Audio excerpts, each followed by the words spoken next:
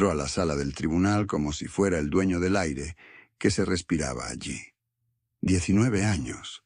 Brazos cubiertos de tinta que contaban historias que no había vivido lo suficiente para ganarse. Un pañuelo apenas escondido bajo el cuello de su camisa y una mirada en su rostro que decía que ya lo habían arrestado antes, sentenciado antes y liberado antes. Su nombre era Marco Trejo, y hoy no iba a salir libre. Detrás de él, dispersos en 3 filas, estaba su pandilla. Chicos más jóvenes, tipos mayores, todos observando, todos esperando ver si su muchacho se quebraba o aguantaba. Algunos llevaban los mismos colores, sutiles, pero visibles si sabías dónde mirar. Un cordón rojo, un pañuelo azul asomando del bolsillo trasero.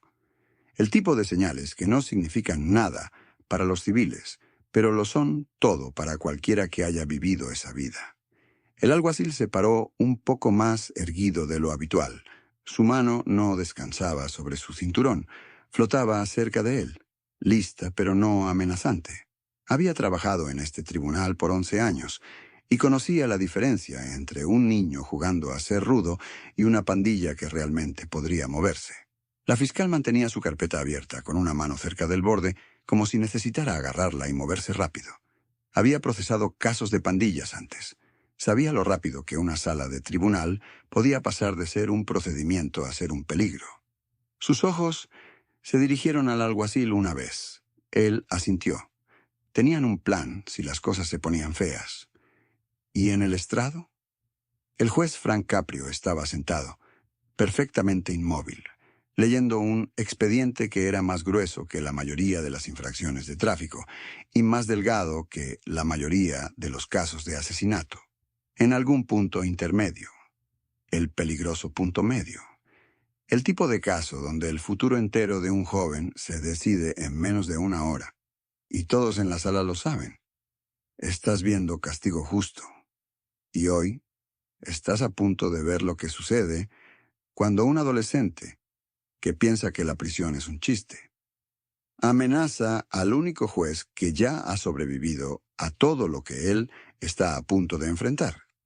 Si crees que nadie es intocable en un tribunal, suscríbete ahora mismo, porque lo que está a punto de suceder no sigue el guión que esperas. La secretaria se puso de pie y se aclaró la garganta. Era una mujer de unos 60 años, con el cabello gris, recogido y tenso, y lentes de lectura posados en su nariz. Había leído miles de cargos en esta sala. La mayoría se mezclaban en su memoria después de un tiempo. Pero este no. Sintió la tensión incluso antes de abrir el expediente. El Estado contra Marco Antonio Trejo, leyó, con voz firme a pesar del peso en el aire. Cargos: robo de auto a mano armada, asalto con arma mortal, evasión de arresto, resistencia a la autoridad y posesión de un arma de fuego ilegal. Marco se dejó caer en su silla como si fuera el sofá de la casa de un amigo. No miró al juez. No le conoció a la fiscal. Simplemente se recostó. Estiró el cuello hasta que tronó y miró al techo como si estuviera contando las baldosas. Su defensora pública, una mujer de unos 40 años con ojos cansados y un maletín sostenido con cinta adhesiva, se inclinó y le susurró algo. «Marco, por favor, solo quédate callado y déjame manejar esto». Marco se encogió de hombros. Ella susurró de nuevo, con más urgencia esta vez, con la mano agarrando su antebrazo. «Si hablas, vas a empeorar esto. Confía en mí. Solo déjame hacer mi trabajo». Él la apartó con una mano, sin siquiera mirarla. «Como sea», murmuró, lo suficientemente alto para que la primera fila lo escuchara. «Terminemos con esto. Tengo lugares a donde ir». Una ola de murmullos recorrió a su pandilla. Alguien soltó una risa baja y profunda. Alguien más dijo: «Ese es mi muchacho». Otro susurró: «El juez no va a hacer nada. Marco sale en 6 meses, ya verán». La fiscal lo escuchó. No se dio la vuelta, pero apretó la mandíbula. Los ojos de Caprio se levantaron del expediente. Todavía no hablaba. Solo observaba. Observaba la forma en que Marco se sentaba. Relajado, descuidado, como si el tribunal fuera una molestia, no un juicio. Observaba la forma en que su pandilla se comunicaba sin palabras, asentimientos, sonrisas burlonas, el cambio de peso que decía que estaban listos para respaldarlo, sin importar qué. Observaba la forma en que los hombros de la abogada defensora se hundían un poco. La mirada de alguien que había peleado esta batalla antes y había perdido. Lo había visto todo antes, más veces de las que quería contar. La fiscal se puso de pie, alisándose el saco. Tenía poco más de 30 años. Mirada aguda, con ese tipo de ira controlada que venía de encerrar a hombres peligrosos y verlos salir demasiado pronto. Su señoría, comenzó con voz clara y deliberada. El acusado fue detenido la noche del 9 de abril después de una persecución a alta velocidad que comenzó con el violento robo de un Honda Civic 2019 perteneciente a una madre soltera que regresaba a casa de su turno nocturno en el Hospital General Providence. Pasó una página, dejando que los detalles aterrizaran. La víctima, Cristina Morales, de 34 años, acababa de terminar un turno de 12 horas como enfermera en la unidad de cuidados intensivos. Estaba sentada en su auto, en el estacionamiento del hospital, revisando su teléfono, antes de conducir a casa con sus 2 hijos. Miró a Marco. Fue entonces cuando el acusado se acercó a su vehículo, abrió la puerta del conductor y apuntó una pistola 9 milímetros cargada directamente a su cara. Marco sonrió. No una mueca, una sonrisa completa, como si estuviera orgulloso, como si esto fuera un momento destacado que quería que la gente recordara. Su abogada cerró los ojos y se pellizcó el puente de la nariz, exhalando lentamente entre los dientes. La voz de la fiscal se afiló. Le dijo a la señora Morales, y cito directamente de su declaración: «Bájate o te pongo bajo tierra aquí mismo». Dejó el papel sobre la mesa con un golpe deliberado. La señora Morales obedeció temiendo por su vida. Dejó su bolso, su teléfono y sus llaves en el auto. Se quedó parada en ese estacionamiento temblando y vio al acusado acelerar en su vehículo. La fiscal tomó otro documento. Lo que sucedió después, su señoría, puso en peligro a toda una comunidad. Tomó aire. El acusado llevó a la policía a una persecución por vecindarios residenciales, a velocidades que superaban las 90 millas por hora. Se pasó 2 semáforos en rojo. Se subió a las aceras. Casi atropella a un peatón, una niña de 14 años, que caminaba a casa desde la escuela. Alguien en la galería jadeó suavemente. La sonrisa de Marco se desvaneció un poco, pero no parecía arrepentido. Solo molesto porque la gente estaba reaccionando. Abandonó el vehículo solo después de estrellarlo contra una cerca de alambre cerca de la escuela primaria, en la avenida Maple. El choque ocurrió a las 3:47 p.m., durante la salida de la escuela. Padres y niños estaban a menos de 50 metros de distancia. Dejó que esa imagen se asentara. Cuando los oficiales intentaron arrestarlo, se resistió violentamente. Golpeó al oficial David Brennan en el hombro, resultando en un desgarro del manguito rotador que requirió cirugía. El oficial Brennan ha estado de licencia médica durante 6 semanas y podría enfrentar problemas de movilidad permanente. Dejó los papeles y miró directamente a Caprio. Se recuperó un arma de fuego 9 milímetros, cargada de la cintura del acusado. La balística luego relacionó esa arma con un tiroteo 3 semanas antes, en el que un joven de 17 años resultó herido fuera de una tienda de conveniencia. La sala estaba en un silencio absoluto ahora.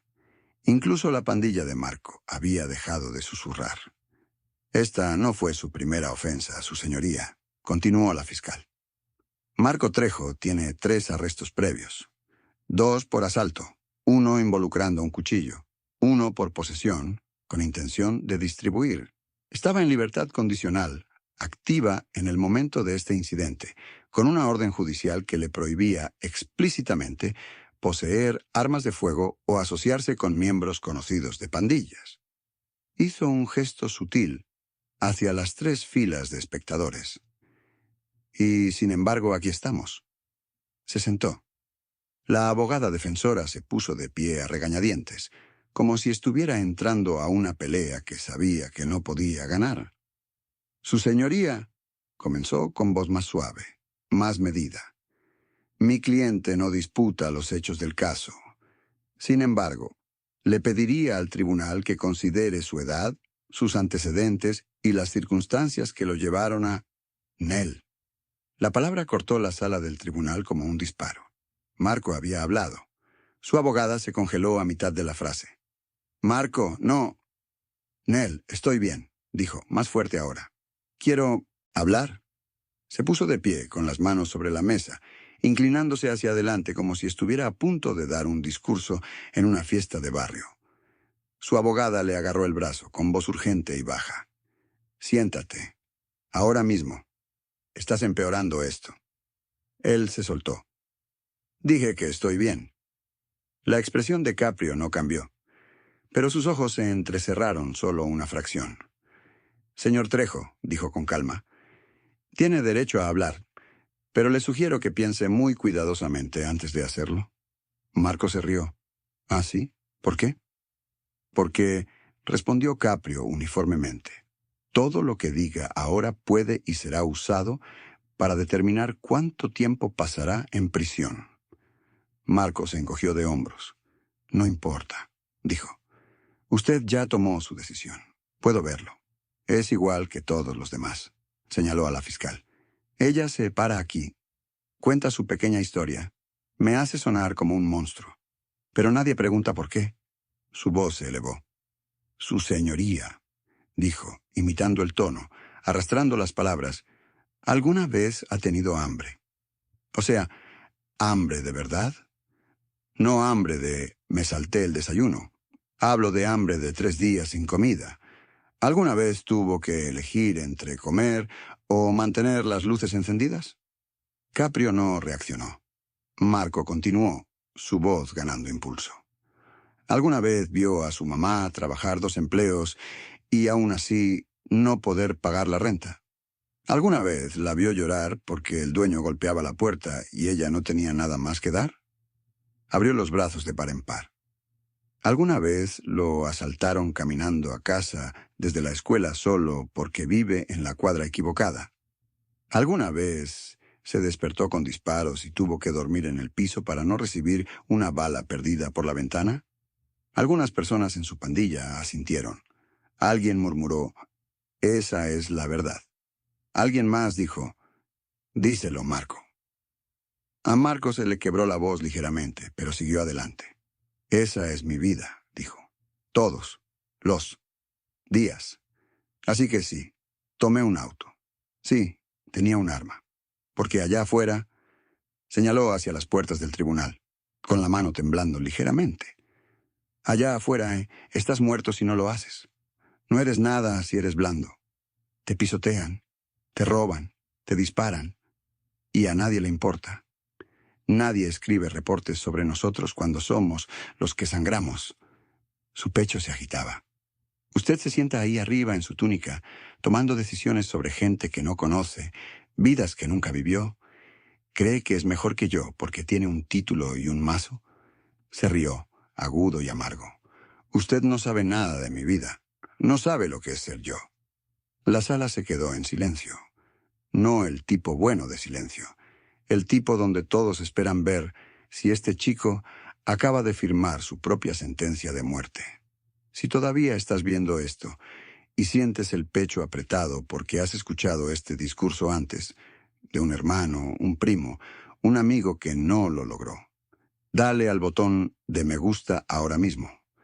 Porque lo que sucede a continuación va a destrozar todo lo que Marco cree saber sobre el hombre sentado en ese estrado. Caprio dejó su bolígrafo lentamente. Cruzó las manos sobre el expediente. ¿Ha terminado?, preguntó con voz tranquila, casi gentil. Marco sonrió con arrogancia. Por ahora, dijo. Bien, respondió Caprio. Entonces siéntese. Marco no se movió. «Oblígueme», dijo. El alguacil dio un paso adelante de inmediato, moviendo la mano hacia su cinturón, pero Caprio levantó un dedo. Solo uno. El alguacil se detuvo a medio paso. «Señor Trejo», dijo Caprio, con voz aún tranquila, aún medida, «usted tiene 19 años». Apuntó con un arma a la cabeza de una mujer. Robó su auto. Puso vidas en peligro. Hirió a un oficial. Violó su libertad condicional. Abrió la carpeta frente a él. Las pautas de sentencia para sus cargos permiten hasta 12 años en una prisión estatal. Hizo una pausa, dejando que el número colgara en el aire. «Le doy 8». La palabra 8 golpeó la sala como una bofetada. La sonrisa de Marco se desvaneció. Su rostro pasó de engreído a atónito en menos de un segundo. «¿Qué?», dijo, levantando la voz. «¿Qué acaba de decir?» «8 años», repitió Caprio, enunciando cada sílaba. «Será elegible para libertad condicional en 5 si mantiene buena conducta. Pero dado su historial y su actitud hoy, yo no contaría con ello». Las manos de Marco se cerraron en puños. «No puede hacer eso», dijo, su voz temblando ahora, no de miedo sino de rabia. «Eso es una mierda. ¿Me está dando 8 años por tomar un auto?» «Por tomar un auto a punta de pistola», corrigió Caprio con calma. «Por amenazar a una madre.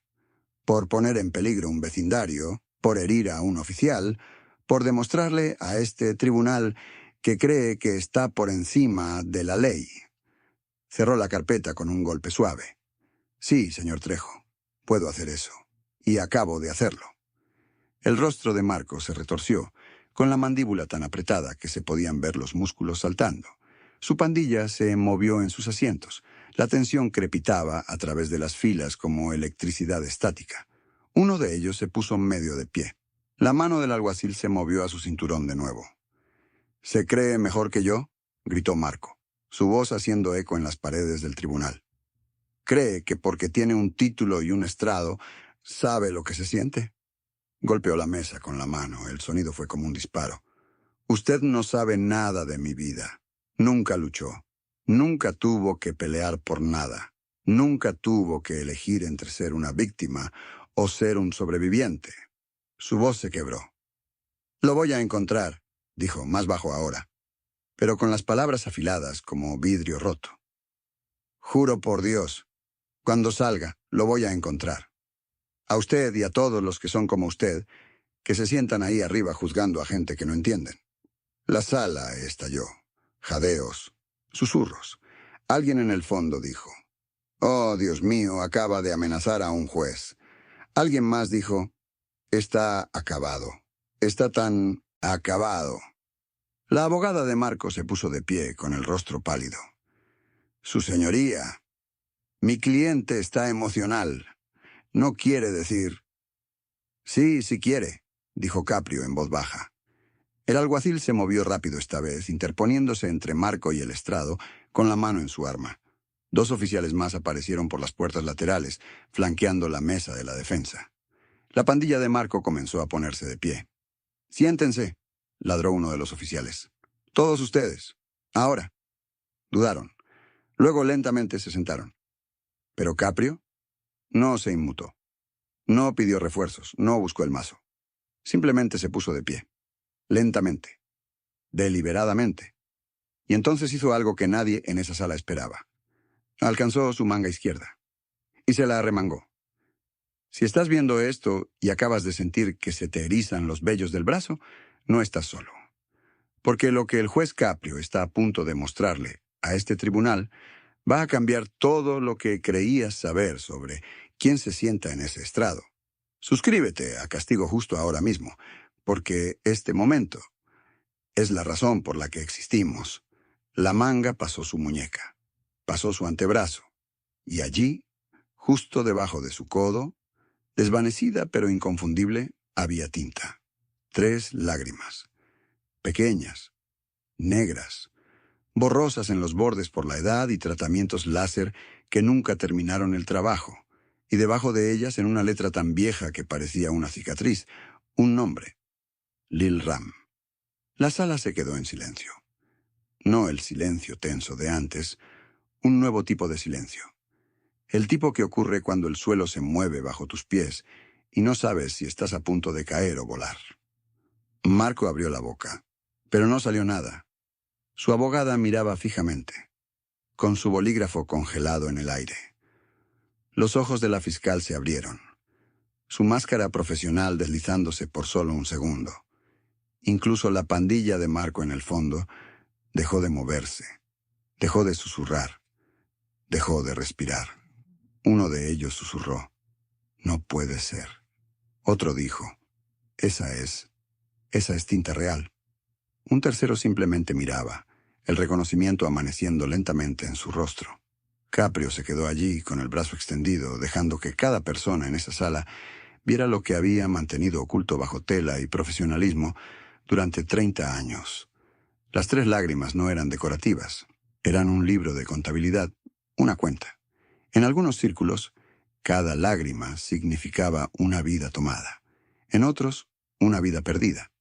De cualquier manera, contaban una historia que no pertenecía a un tribunal, excepto que sí pertenecía, porque el hombre que las llevaba se había ganado el derecho de estar allí. Entonces habló. «Mi nombre», dijo con voz firme y baja, cargando el peso de décadas, «es juez Frank Caprio». Hizo una pausa, dejando que el nombre se asentara. «Hace 30 años mi nombre era Lil Ram, Eastside Kings, este de Los Ángeles». Se bajó la manga lentamente, alisando la tela con el mismo cuidado que usaba para ordenar expedientes. «Hice 4 años en Pelican Bay», continuó, su tono conversacional pero con un borde de algo más duro. «Asalto con intención de infligir gran daño corporal, distribución de drogas, conspiración para cometer un delito grave». Dejó que eso reposara por un momento. Dejó que se hundiera en la cabeza de Marco, en las cabezas de su pandilla, en cada persona en esa galería que pensaba que sabía quién era este juez. «Tenía 17 años cuando me iniciaron en los Kings», dijo. 16 cuando vendí mi primer paquete. 15 cuando vi a mi mejor amigo recibir un disparo en la cabeza por una esquina que ni siquiera nos pertenecía. Su voz no vaciló, pero algo en sus ojos se oscureció. «Perdí a 2 hermanos por la violencia de pandillas. Mi hermano menor, Carlos, recibió un disparo desde un auto en movimiento cuando tenía 17 años. Iba caminando a la tienda a comprar leche para nuestra mamá. Colores equivocados. Cuadra equivocada. Noche equivocada». Alguien en la galería se secó los ojos. Mi hermano mayor, Miguel, fue apuñalado en el patio de la prisión en Corcoran cuando tenía 23 años.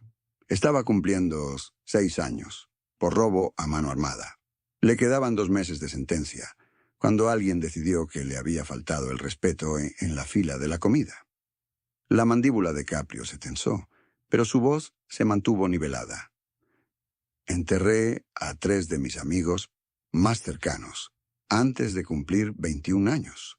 Danny murió de sobredosis de heroína en el baño de un motel. Tenía 19. Dejó una hija que nunca llegó a conocer. Tomó aire. Rico quedó atrapado en el fuego cruzado, en una barbacoa familiar. Lugar equivocado, momento equivocado. Estaba sosteniendo a su sobrino cuando las balas empezaron a volar. Se lanzó sobre ese niño y recibió 4 disparos en la espalda. Le salvó la vida al niño. Murió en la ambulancia». El silencio era sofocante ahora. «Y Jesse», continuó Caprio, su voz suavizándose solo un poco. «Jesse se ahorcó en la celda del condado la noche antes de su sentencia. Tenía 20 años. Dejó una nota que decía: «Ya no puedo hacer esto». Miró a Marco. «Así que cuando me dices», dijo alzando la voz solo una fracción, «¿que no conozco tu vida?». Negó con la cabeza lentamente. «Estás equivocado». Señaló el tatuaje en su brazo, ahora oculto de nuevo bajo su manga. «Yo fui tu vida. La viví. La sobreviví. Peleé en ella. Sangré en ella. Y salí arrastrándome de ella. Una decisión a la vez, sabiendo que la mayoría de los hombres con los que crecí estaban muertos. o todavía encerrados. La sala se sentía más pequeña ahora, el aire más denso. Marco estaba congelado, sus puños aún cerrados, pero su rostro había cambiado. La arrogancia se había ido, la mueca burlona se había ido. Lo que quedaba era confusión, incredulidad y algo que parecía casi miedo. ¿Crees que 8 años es el final?, preguntó Caprio, con voz tranquila de nuevo. No lo es. Es donde decides si vas a morir probando que eres rudo o vivir probando que eres inteligente. Salió de detrás del estrado, no lejos, solo lo suficiente para pararse al descubierto donde todos pudieran verlo. Tomé mi decisión en una celda que olía a orina, sangre y rabia, dijo. Vi a hombres que te doblaban la edad llorar hasta dormirse, porque se daban cuenta de que sus hijos estaban creciendo sin ellos. Vi a chicos de tu edad ser apuñalados por una bolsa de papas fritas, por una mirada, por nada. Su voz se endureció. Vi a los tipos más fuertes que jamás conocí romperse porque se dieron cuenta demasiado tarde de que la calle no te devuelve el amor. Te usan, te mastican, y cuando te has ido, te reemplazan en una semana. Dio otro paso más cerca de la mesa de la defensa. Me amenazaste, dijo. Dijiste que me encontrarías cuando salieras. Los ojos de Marco cayeron al suelo. Mírame, ordenó Caprio, con voz afilada ahora. La cabeza de Marco se levantó lenta, renuentemente. No te tengo miedo, dijo Caprio. No porque sea un juez, no porque tenga alguaciles y oficiales en esta sala, sino porque yo solía ser tú, y sé exactamente cómo termina esa historia si no la cambias. Hizo un gesto hacia las 3 filas de miembros de la pandilla sentados en tenso silencio. «¿Esos tipos?», dijo. «No son tus hermanos. Son testigos. Hablarán de ti por una semana después de que te vayas. Tal vez 2 si te apuñalan en el encierro, o te matan en una pelea en el patio. Luego olvidarán tu nombre y pasarán al siguiente». Uno de los miembros de la pandilla se movió incómodo y miró hacia otro lado. Otro se miró las manos. La mandíbula de un tercero se tensó, pero no dijo nada. «¿Crees que la prisión te hace rudo?», continuó Caprio. «No lo hace. Te hace un número, una cama, un archivo, una estadística. Las calles no te recordarán. Tu chica no te esperará. Estará con otro para el 6.º mes, te lo garantizo. ¿Y tu mamá?». Su voz se suavizó solo un poco, lo suficiente para doler. «Te visitará el primer año, tal vez 2. Te traerá fotos y dinero para la tienda y cartas que dicen que está orgullosa de ti por mantenerte fuerte». Hizo una pausa. «Pero luego los viajes en autobús se hacen demasiado largos. Las llamadas por cobrar se hacen demasiado caras. Las visitas se hacen más difíciles, porque tiene que verte detrás de un vidrio, y eso le rompe el corazón cada vez». Su voz bajó casi a un susurro. «Y un día te darás cuenta de que estás solo, completamente solo. Y el tipo que eras cuando entraste se fue, muerto. Y tienes que decidir quién vas a ser cuando salgas». La mandíbula de Marco estaba temblando ahora. Sus puños se habían abierto. Sus ojos estaban húmedos, aunque todavía no habían caído lágrimas. «Te estoy dando 8 años», dijo Caprio, retrocediendo hacia el estrado. «No porque te odie, no porque crea que eres irredimible, sino porque te conozco. Conozco la mentira que estás viviendo. Conozco las opciones que crees que no tienes». Se sentó lentamente, sin apartar los ojos de Marco. «8 años es tiempo suficiente», dijo, «para matar a quien eres ahora, o construir a quien podrías ser». Levantó su mazo. «Úsalos», dijo en voz baja, «o desperdícialos». Dejó que las palabras colgaran allí por un largo momento.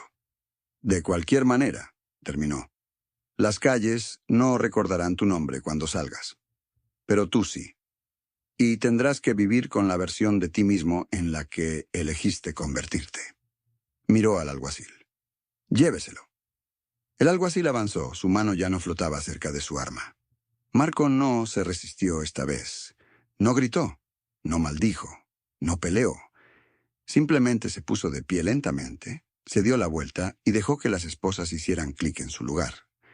El sonido hizo eco en la silenciosa sala del tribunal. Pero justo antes de que el alguacil lo llevara a la puerta lateral, Marco giró la cabeza. «Juez», dijo, con voz apenas por encima de un susurro. Caprio levantó la vista. «¿Cómo lo hizo?», preguntó Marco con voz cruda. «¿Cómo salió?». La pregunta colgó en el aire como humo. Caprio sostuvo su mirada por un largo momento. Luego respondió. «Dejé de creer en la mentira», dijo. Marco frunció el ceño. «¿Qué mentira?», preguntó. La expresión de Caprio no cambió, pero su voz cargaba el peso de 3 décadas. Que no tenía otra opción. El alguacil guió a Marco hacia la puerta lateral. La pesada puerta de acero se abrió con un gemido metálico. Marco la atravesó, y la sala del tribunal exhaló. Si crees que los hombres pueden cambiar, incluso cuando el sistema dice que no lo harán, dale al botón de «me gusta ahora mismo». Si crees que este juez acaba de salvar una vida en lugar de terminar una, deja un comentario y cuéntanos desde dónde nos estás viendo. Porque esto no es solo una historia de tribunal. Esto es prueba de que el hombre detrás del mazo no siempre es quien crees que es. La pandilla en el fondo salió lentamente, más callados de lo que entraron. Nadie se rió. Nadie hizo amenazas. Nadie intentó verse rudo para las cámaras que ni siquiera estaban allí. Simplemente se fueron, uno por uno, con la cabeza un poco más baja que cuando entraron. La fiscal cerró su carpeta sin decir una palabra, se puso de pie y salió. Pero al pasar por el estrado, se detuvo y miró a Caprio. No dijo nada. Solo asintió una vez. Él le devolvió el gesto. La abogada defensora empacó su maletín con cinta adhesiva y se detuvo en el estrado, con las manos temblando ligeramente. «Su señoría», dijo en voz baja, con la voz espesa de emoción. «He estado haciendo esto por 12 años. He representado a más de 200 acusados. Nunca había visto algo así». Caprio la miró, su expresión ilegible. «Esperemos que haya importado», dijo. Ella tragó saliva, asintió y se fue. La sala se vació. La secretaria recogió sus archivos.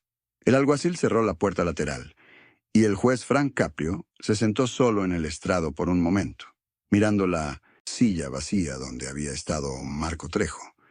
Se volvió a remangar la manga. Miró las 3 lágrimas desvanecidas, el nombre que solía ser suyo. Luego se la bajó de nuevo. Se puso de pie y caminó hacia su despacho sin decir otra palabra. Pero la historia no terminó ahí. Un periodista en la última fila había grabado todo en su teléfono. No por fama, no por clics, para su sobrino, que enfrentaba cargos en otro condado y seguía diciendo que ningún juez lo entendería jamás. Lo publicó esa noche con una descripción. A veces el juez sabe más de lo que crees. Se difundió. Rápido. No por la sentencia, no por los cargos, por la manga, por 3 lágrimas y un nombre que no pertenecía a un estrado, porque en algún lugar en una sección de comentarios, un chico en Houston lo vio, pausó el video y dijo, «Espera, ¿los jueces pueden ser de la calle?». Y en algún lugar, en un bloque de celdas en California, un tipo cumpliendo condena pausó el video en su tableta de contrabando y miró esas lágrimas durante 5 minutos completos antes de susurrar. Él lo logró. Y en algún lugar en Chicago, una madre le mostró el video a su hijo antes de su audiencia de sentencia y le dijo, «¿Ves? No se ha acabado. Nunca se acaba si eliges diferente». El video alcanzó 1 millón de vistas en 3 días, 5 millones en una semana. Los comentarios llovían. Lloré cuando mostró el tatuaje. Mi hermano está cumpliendo 12 años. Se lo voy a enviar. Este juez es una leyenda. Finalmente alguien que realmente entiende. Suscrito. Este es el contenido que necesitamos. Estás viendo Castigo Justo. Y si llegaste hasta aquí, ya sabes por qué existe este canal. No te mostramos drama judicial por entretenimiento. Te mostramos los casos donde el sistema no solo castiga, habla. Donde un mazo no solo cae, aterriza sobre alguien que entiende el peso.